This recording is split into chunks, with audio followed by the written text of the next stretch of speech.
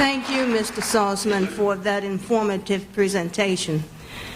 Now we will introduce the first undergraduate black students, undergraduate meaning that they were majoring in courses below the graduate level, as Mr. Salzman just indicated. The first black student at ETSU was a graduate student. And these alumni who have come back to the university were among our first undergraduate black students at ETSU. The first one is not here tonight because of a medical condition. And nevertheless, we are so proud of him, and Mr. Salzman spoke of him in his presentation. We want to share his biography with you.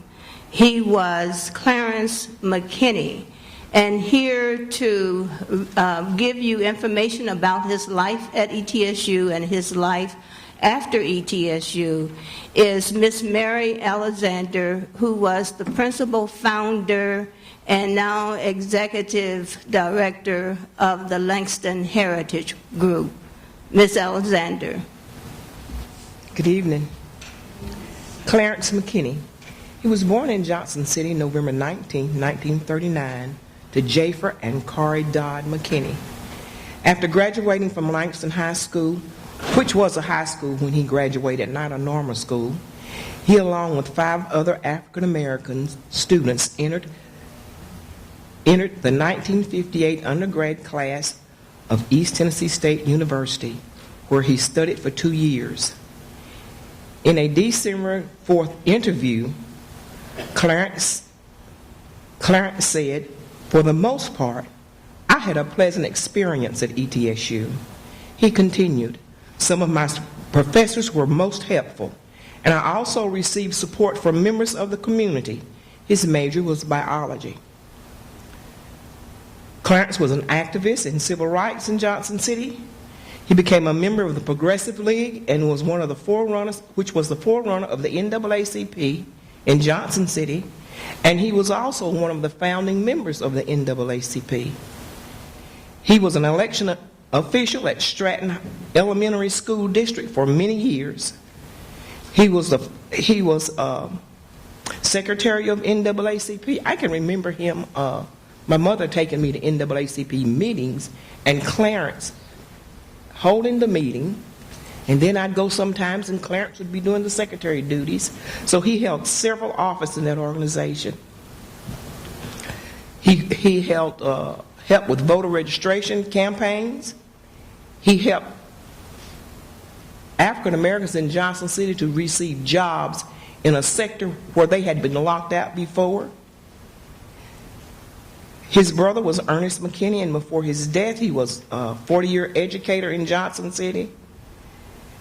He was the first African American in Jonesboro to be elected to the school board in Jonesboro and serve as alderman in Jonesboro. His nephew Kevin McKinney was the first African American mayor of Jonesboro as well. After leaving ETSU, Clarence worked for many years for ITT North Electric when it was located in Gray Station. He later moved to Louisiana, where he worked for years. He returned to Johnson City and opened up a janitorial service, which he conducted until he could no longer work. Clarence lives on Myrtle Avenue in Johnson City. And I would like for you to give a hand to Clarence McKinney.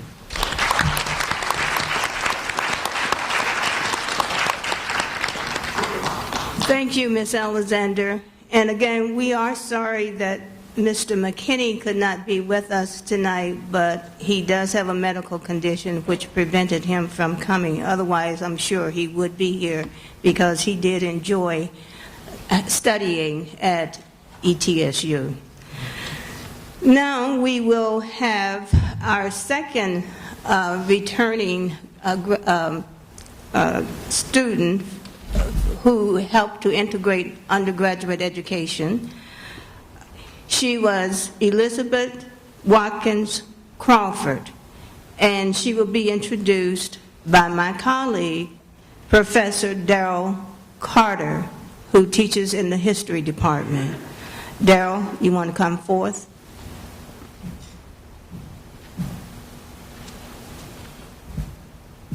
Good evening.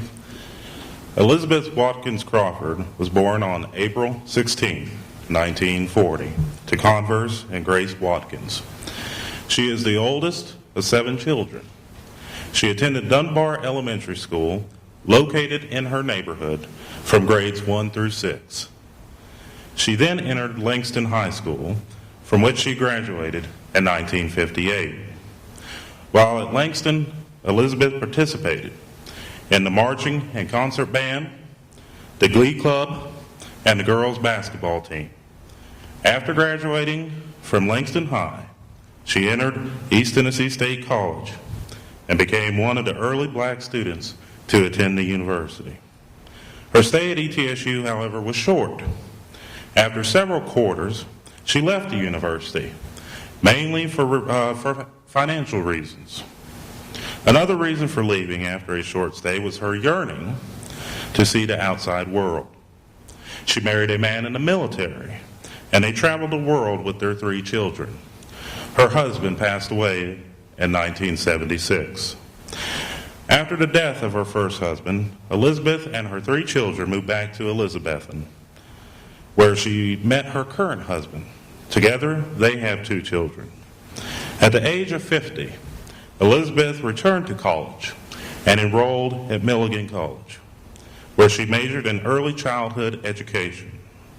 She now serves as a substitute teacher for the Elizabethton's public school system, where she considers her work as being very rewarding because her goal is to, quote, help children who are in need, unquote. Elizabeth adds that her stay at ETSU was, quote, a learning experience and race relations. But this was not the most important lesson. I developed a desire to help others. And to do this, I later learned that I must first prepare myself, unquote. Elizabeth currently resides in Elizabethton, Tennessee. Thank you.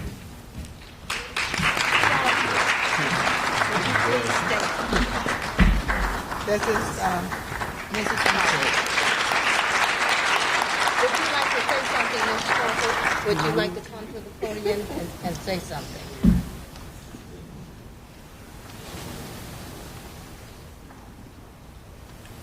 I would just like to say that I enjoyed my short time here at ETSU. We entered into the college without a lot of turmoil, and but when I left here and traveled around, I saw what the results was of the turmoil.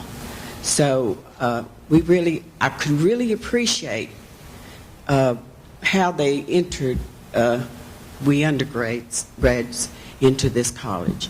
So I surely thank our leaders from the high school, from Langston High School, and our parents who were so enthused that we become college students. That was the beginning. And then our ETSU leaders also. In a combination of the 3, we became very good people. Thank you. Thank you. Thank you very much, Mrs. Crawford. Now we will have our next first black undergraduate student to integrate ETSU, introduced by Dr. Joyce Duncan. Joyce is my good friend. We've known each other for a long time, and she lectures in the Human Development and Learning Department in the College of Education. So at this time, Joyce will introduce Mary Luellen Owens Wagner. Good evening. Mary Luellen Owens Wagner was born in Johnson City, the daughter of Reverend and Mrs. T.K. Owens. She graduated from Dunbar Elementary School and Langston High School before integration. She was active in the high school band, played on the girls' varsity basketball team, played tennis, and was chosen homecoming queen. While living in Johnson City, she was also involved in church activities. As a member of the church, she played the piano for the church's junior choir and the men's chorus at Thankful Baptist Church. Luellen was one of the African-American students who integrated East Tennessee State College undergraduate school in 1958. She qualified for a work scholarship after taking the placement test and worked in the school's post office. She was the winner of the freshman girls' rat race. A major in history and social studies, she became a member of Phi Gamma Mu International Honor Society in Social Studies.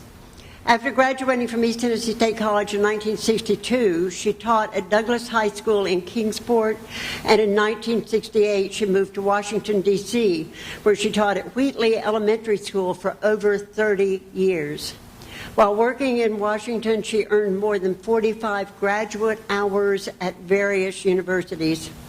After retiring from the school system in the District of Columbia, she worked in the Prince George's County school system for a few years, was an active member at Evangel Cathedral, a well-known church where she became a deacon, and was the children's church coordinator.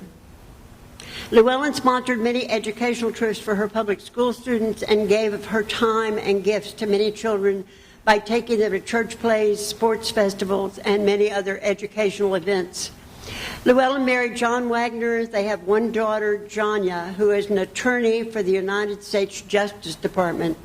Luellen currently resides in Upper Marlboro, Maryland, where she enjoys being with friends and family, playing table games, traveling, reading, playing tennis, and being involved in water aerobics. She is also a die-hard Redskins fan.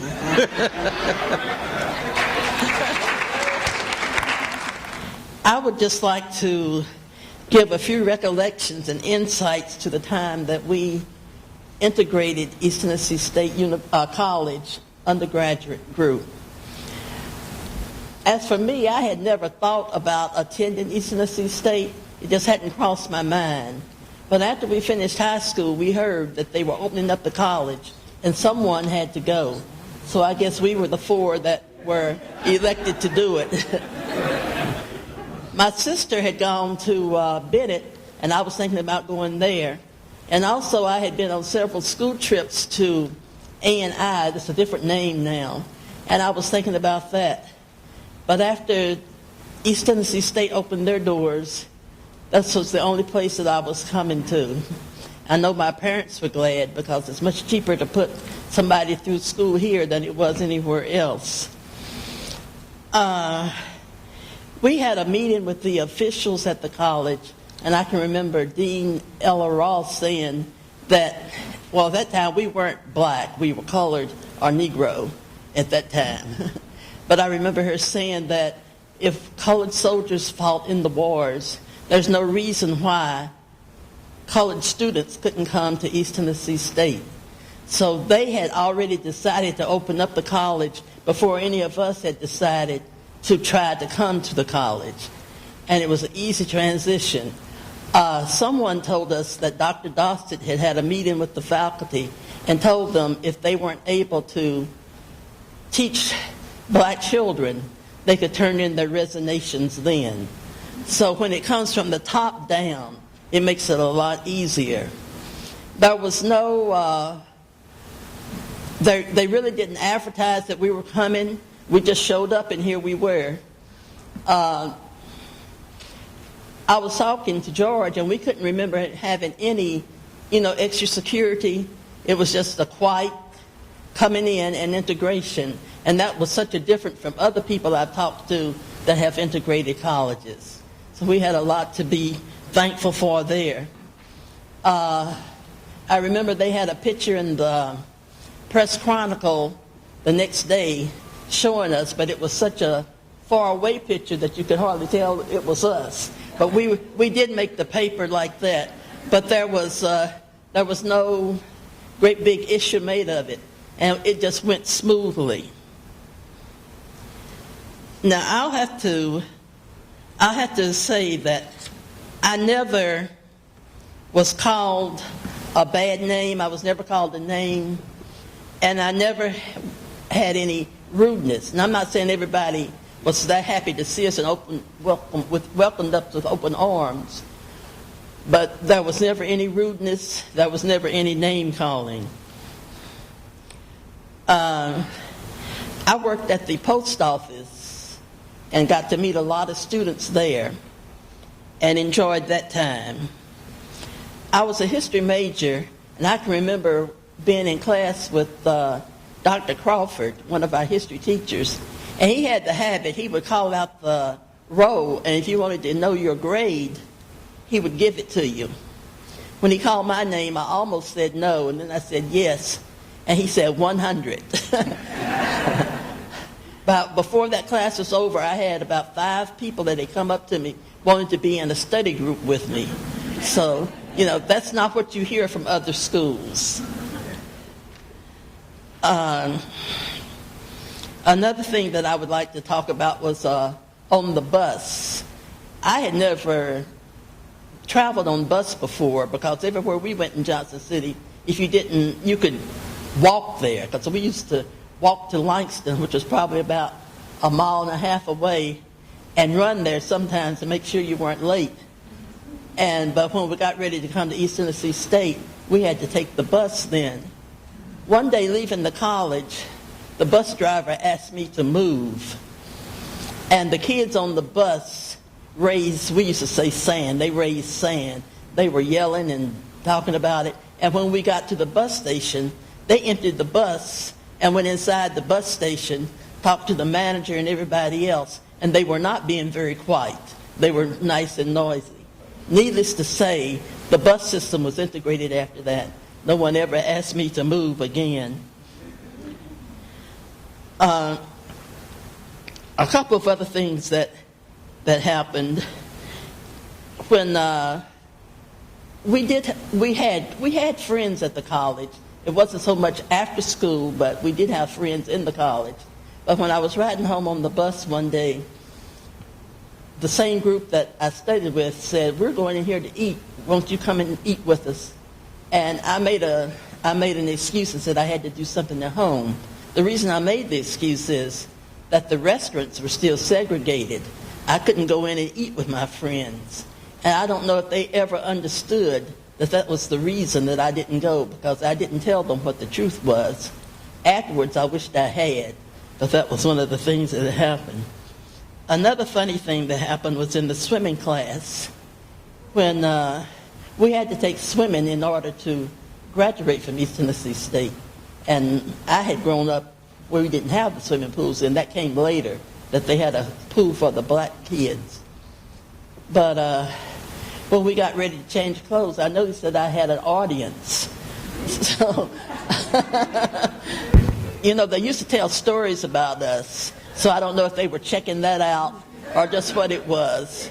But at that time, it didn't matter because I was young and slim and trim, and it didn't bother me. I would have a problem with that now. And then I can remember one time during class, I had to leave and go to the restroom. When I came back out to the pool, my teacher was having a fit. She didn't see me go to the restroom, and she thought I was in the water drowning. And she said, "What would they have said if I had let you drown?" So that was that. But on the whole, my experiences at East Tennessee State were good experiences. But you'll have to think about the background that we came from. We came from a small school that was really close, and we were all accustomed to being in everything. We were very competitive with other schools, and we thought we were the best of everything, and we all felt like we were part of the school system. We were the Golden Tigers and Tigerettes. I played basketball my senior year and just loved it.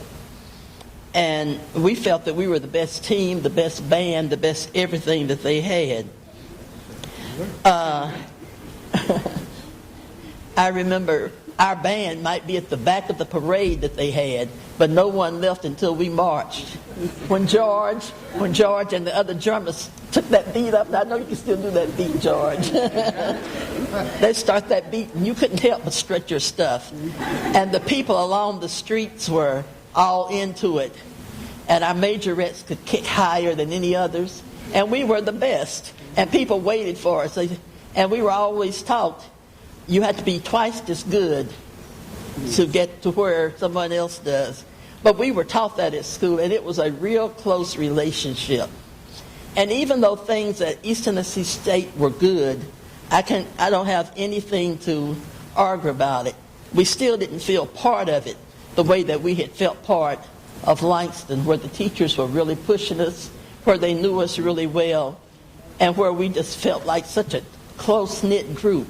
Even now, after, I can't believe it's been 50 years, but even after that. And so that part we were missing at East Tennessee State. But regardless of that, I felt like, I know that I got a good education from East Tennessee State.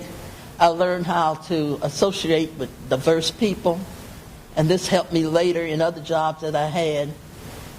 And I feel that we were able to open the doors for others, that we laid the background for others, and things have really changed during this time. When we were coming up, there were no black sororities or fraternities. There were no athletes when we were here either.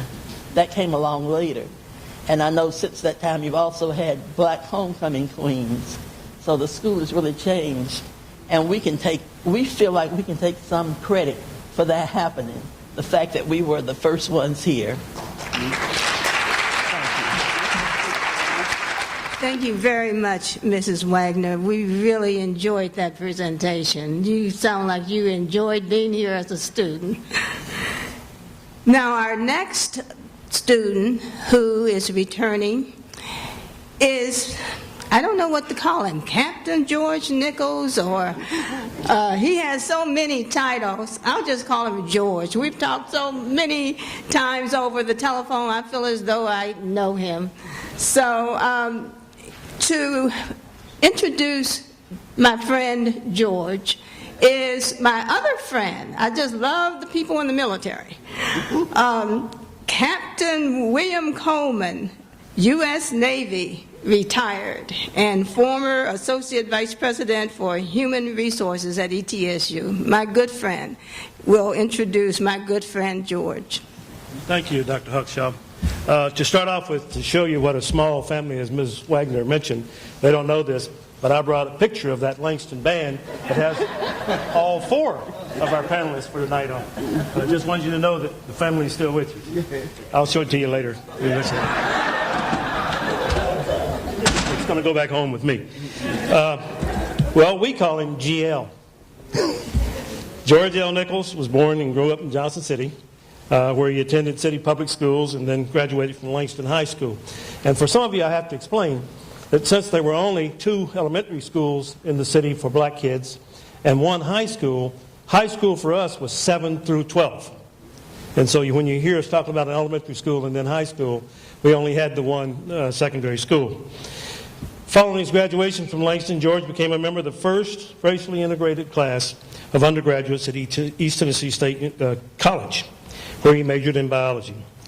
During his junior year here, George elected to enroll in the advanced ROTC, which meant that upon graduation he would have a commitment as an officer in the United States Army. During his senior year, he broke another color barrier when he became a member of the marching band, back to those drumsticks. At the beginning of his senior year, he was then invited to join the Scabbard and Blade Military Honor Society, and upon graduation, George became the first African American to graduate from the university ROTC program and was commissioned as second lieutenant. His first military assignment was to the 18th Airborne Corps Artillery at Fort Bragg. And during this time, he held a number of increasingly responsible positions, up to and including battery commander, commanding a 150-man battery whose mission was to be on the go whenever they called, 24/7. And he received 2 promotions during his tour at Fort Bragg, attaining the rank of captain. In July 1966, Captain Nichols was assigned the 1st Infantry Division in Vietnam, where he spent a year. Initially, he was Assistant Division Artillery Officer and finished his tour as Division Artillery Intelligence Officer. Following Vietnam, he was assigned to the Field Artillery School at Fort Sill, Oklahoma, initially as a student, then as head of an instructional unit that taught senior officer courses. The highlight of this assignment was when George was selected to be a member of the team that made presentations to civilian CEOs of major defense contractors. His military decorations include the Distinguished Flying Cross, 2 awards of the Bronze Star, 6 awards of the Air Medal, 2 of which are for valor, 2 awards of the Army Commendation Medal, the Vietnamese Cross of Gallantry with Palm, and the Parachutist Badge. I never have understood why guys want to jump out of perfectly good airplanes. George left active duty in '69 to embark upon a civilian career. Although he had no financial background, he began his civilian career at Citibank in New York. He was recruited because of his personnel management experience. He held a number of increasingly responsible positions at Citibank, at Dime Savings Bank of New York, now Chase, and Summit Bank, which is now Bank of America, and then back to Citibank to complete his professional career there. As each of these institutions, he held increasingly responsible positions, as you see in the listings in the program, and I won't read all of those, at Citibank, Dime Savings Bank, Summit Bank, and Citibank again. In addition to the banks, George was recruited by the Metropolitan Transportation Authority, which operates subways and buses in New York City. He became a member of the team that converted the form of fare collection from tokens to a stored value card. His responsibility was to establish the customer service center, which serviced 6 million people daily, and then a diverse workforce that spoke 106 languages. He became actively involved in civil rights earlier when he was in Fayetteville, North Carolina, and I would say even earlier than that when he was a high school student and a student here at ETSU. In Fayetteville, when he was stationed there, he participated in marches and walked picket lines, which was a still segregated society outside the base there. He and fellow Vietnam veteran integrated a skating rink in Lawton, Oklahoma, and all this conducted while he was on active duty. His civil rights activities continued in Amityville, New York, Amityville, I guess it is, where he was vice president and affirmative action officer in the local NAACP branch. His responsibility was to investigate and rectify cases of racial discrimination in the workplace. George is a charter member of the Urban Bankers Coalition, now known as the Urban Financial Services Coalition, which was formed in New York in 1974. It has expanded internationally and now has chapters in 23 cities. This organization was established to assist African American bank officials, who at that time were few in number, to navigate the landscape and excel in predominantly white environments with known glass ceilings. George Nichols was selected as corporate achiever by the Minority Business Journal of New York and New Jersey. At Summit Bank, he was selected as one of 25 vice presidents and senior vice presidents who formed the bank's high potential management group. He's been named to Who's Who in New York State for his corporate achievements and his work in civil rights. George received his MBA degree from Adelphi University in Garden City, New York. Currently resides in Nashville, Tennessee. My friend George.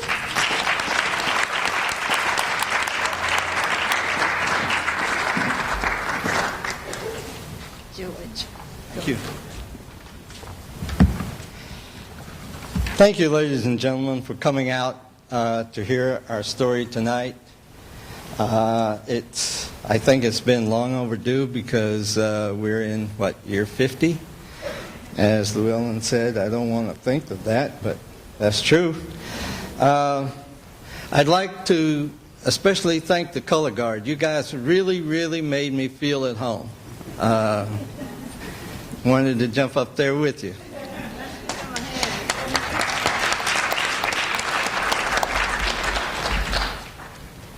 I'd like to begin this by giving you a picture of what Johnson City, Tennessee was like in 1958.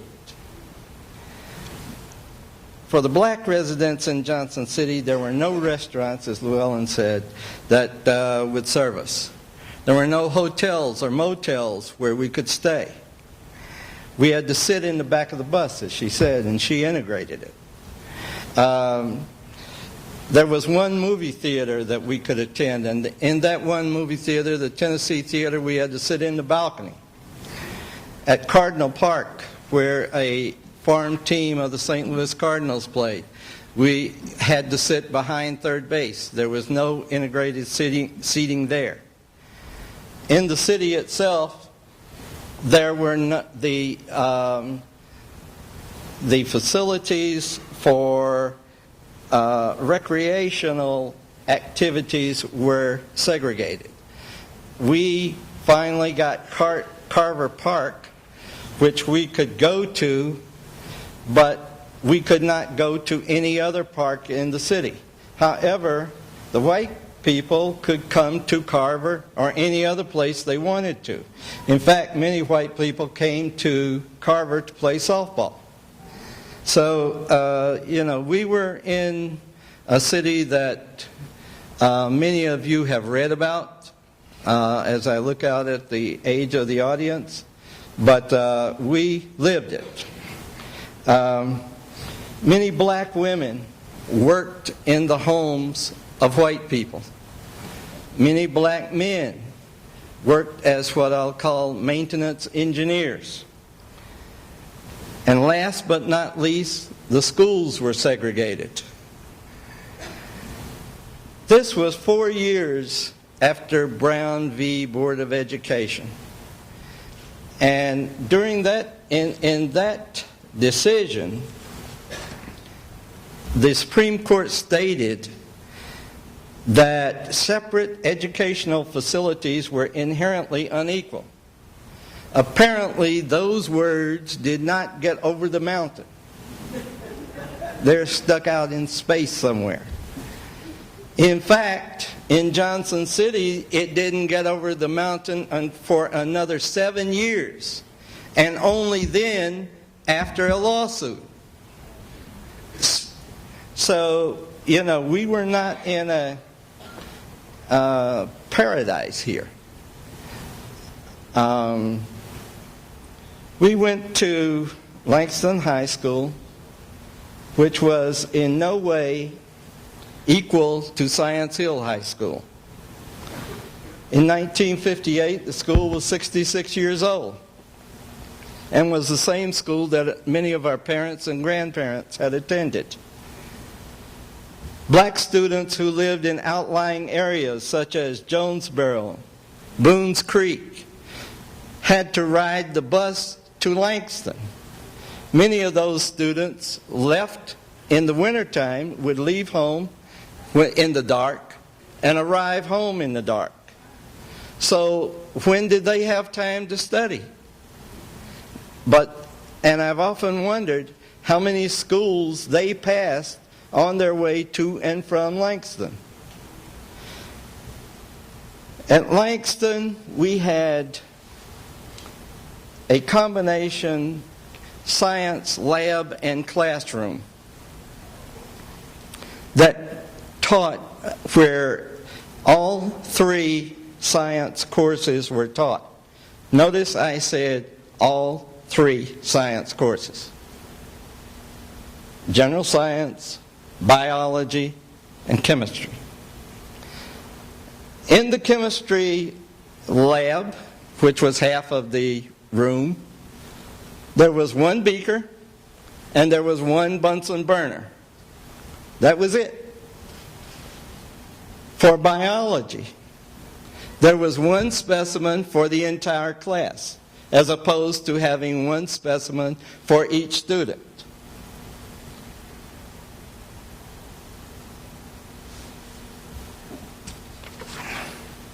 There was no math higher than basic algebra. There was no physics, no geometry, no calculus, none of that. In some courses, we received outdated books with writing in them, indicating that those books had been used by some other school. But all was not bad. Langston's facility consisted of a classroom building, another building that housed the gym and the shop. But there was another building, and that was a house, a full-fledged house. And that house was there to teach home economics. It was mandatory for girls to take home economics at Langston. Now, it doesn't take a genius to figure out that these young ladies were not taking home economics to be able to take care of their own homes. Remember, I said earlier that many women in Johnson City worked in white homes. Home economics was designed to teach these girls how to take care of the white houses that they were working in. I am sure there are other things that differentiate Science Hill and Langston, but you get the picture. On the other hand, our teachers were excellent. They were excellent. They were educated, and they used their meager resources and stretched them to the best of their abilities to prepare us to face the outside world. We had as has been said, we had excellent football and basketball teams, both men and women. We had an excellent band. But those were the only sports the school had. There was no baseball team. There was no track team. Going back to the teachers, and this gentleman has been mentioned, to show you the versatility, the late Mr. Eugene Carruthers, who has been mentioned as being the first black student at ETSU, taught all science courses, and he was the band director. How many, band, science, one person, and we were as good as Luellen had explained to you? Yes, our teachers were wonderful. Wonderful. So you say, okay, how did you go to an institution of higher learning given the deficiencies that I've outlined? Well, you had to have drive, focus, and that focus had to be, and in that, you had to be able to catch up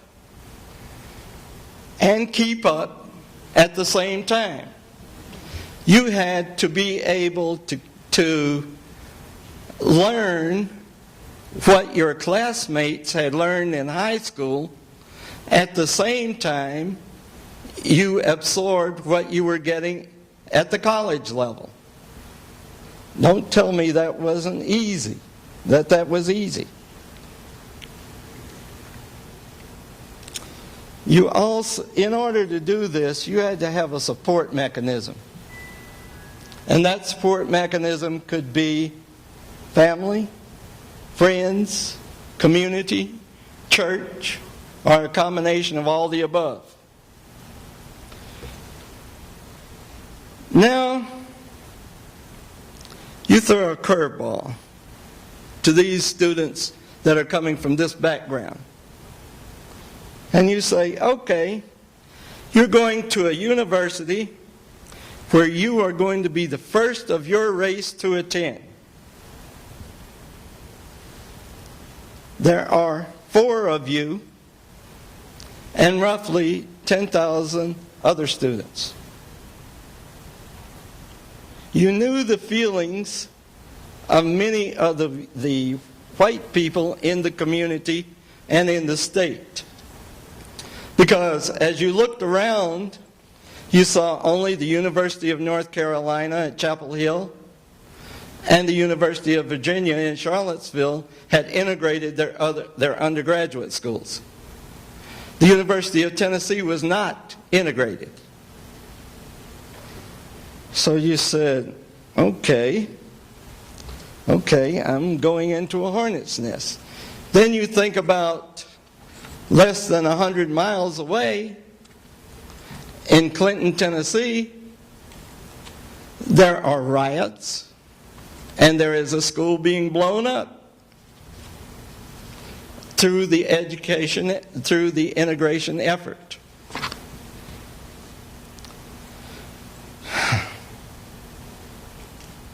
So you say, well, why would you go to a place like East Tennessee State given this environment?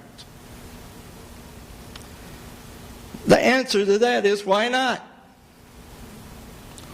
I'm a resident of the state. I pay taxes that support this university.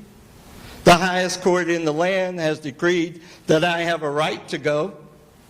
So why shouldn't I go? As Luellen said, it's cheaper. Well, so in September 1958, the four of us registered and became students at East Tennessee State College. So now we're in. So how was life at East Tennessee State? Now here, I will only give you my experience because each of our experiences were different. So I will only tell you what happened from my perspective.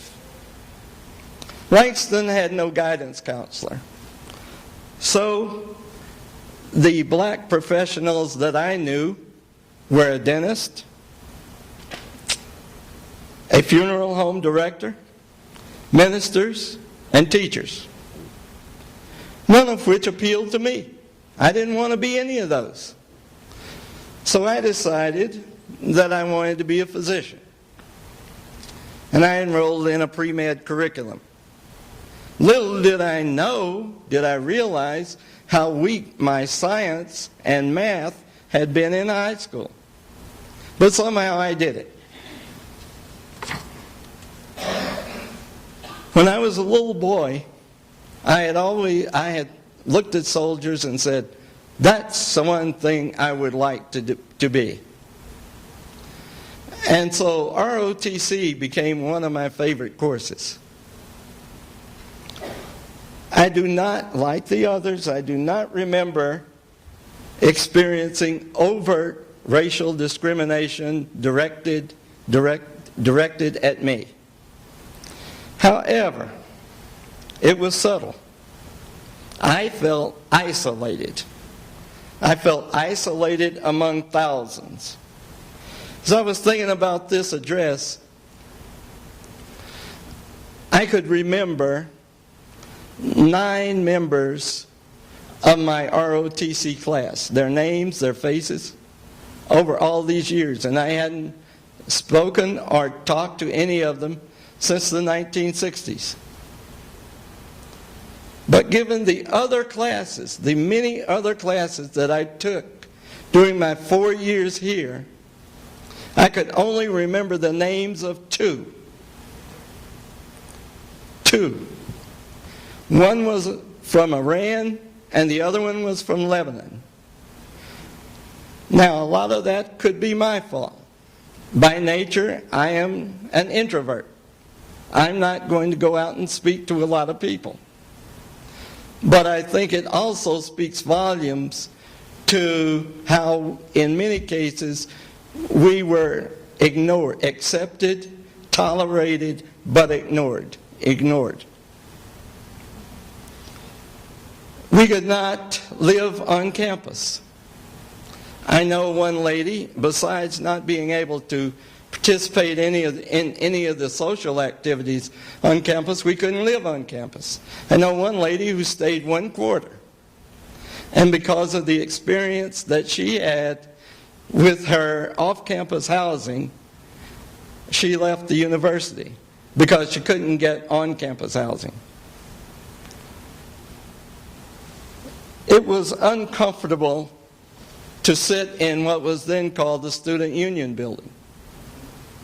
So the black students began to sit in the back of the auditorium in a corner between classes to study, talk, etc. Now, I've given you a lot of negatives. I want to give you a big positive that happened to me. My advanced ROTC class made a field trip to Fort Bragg. On the way back, we stopped at a restaurant. Like Luellen, we went in, sat down, and there were, I would say, almost 100 of us. 99 plus me. And the waitress came along. She gave this fellow a setup. She gave this fellow a setup. At that time, there were no ladies in ROTC. And she skipped me. She came back and she said, "I can't serve you in here." So I told one of the fellows who was on either side of me, "Get me a sandwich and bring it out to the bus."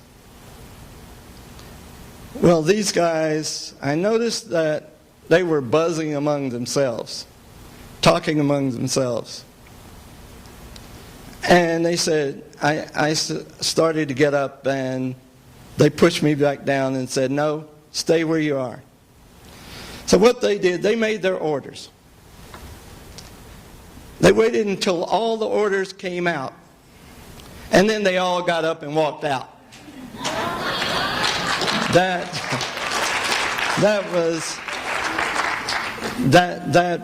Now how our instructors paid for that, whether they did or didn't, I don't know.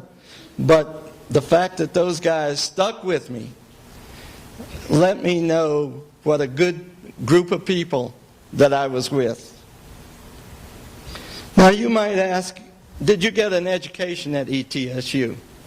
I would say yes, but not in a conventional way.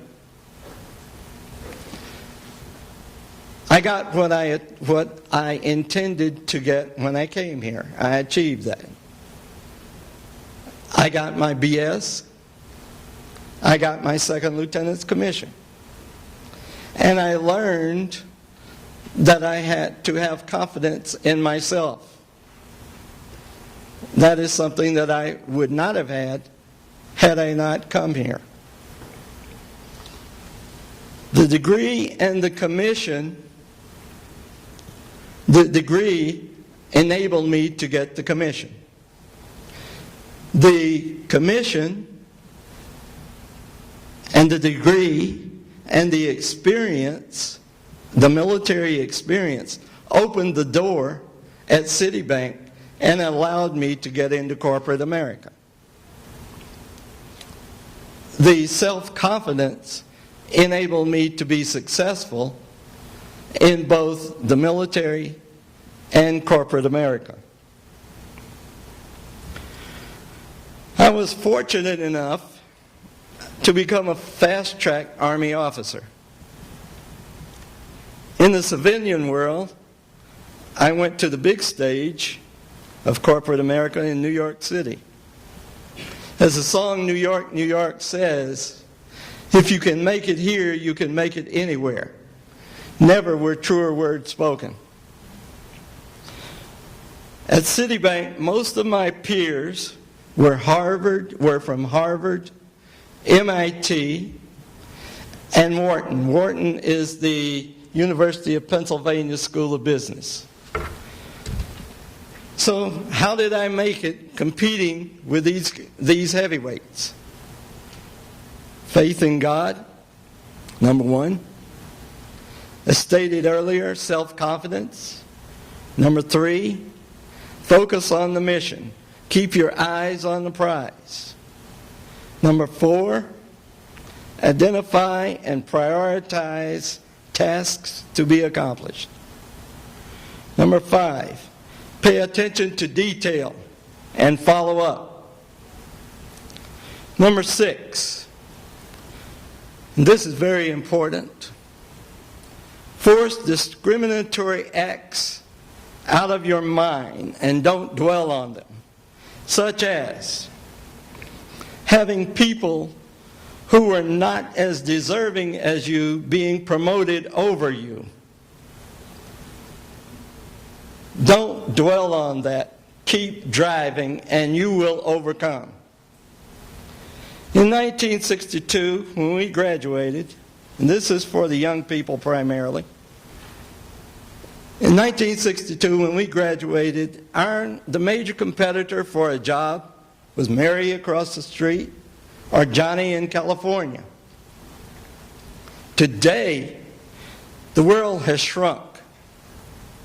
Today's graduates will compete with students in China, India, or anywhere else in the world. The difference is people in other countries are serious about their education and the application of the knowledge they receive in their schools. How many televisions are made by U.S. companies? Where are the most reliable and best-selling automobiles made? I had a next-door neighbor one time who was an engineer from India.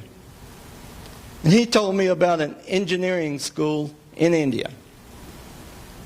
You'll find this hard to believe. The students there who wanted to attend this school started taking prep classes in the 8th grade. They would take these classes from 4 a.m. until 8 a.m. Then they would go to their regular school. I say again, 4 a.m. until 8 a.m., then go to their regular classes. At the end of the 12th grade, they went through 5 years of this. At the end of the 12th grade, they would take an exam. If they passed the exam, they would be accepted into this school. These students had as their backups, in case they were not selected, our best engineering schools. MIT, Rensselaer, Caltech were their backups. This is who, young people, this is who you're competing with. And this is what I meant when I said they are serious about their education and the application of the information that they have learned. Sometimes I don't think you get it because there is a danger to yourselves in being able to compete, and there is a danger to the country in being able to compete. You see it right now with the jobless. It can only get worse if this continues. If this continues. I will close now with a poem that I hope that you will ponder. If you can't be a pine at the top of the hill, be a scrub in the valley, but be the best little scrub by the side of the rill. Be a bush if you can't be a tree. If you can't be a highway, then just be a trail. If you can't be the sun, be a star. It isn't by size that you win or you fail. Be the best at whatever you are. Thank you very much.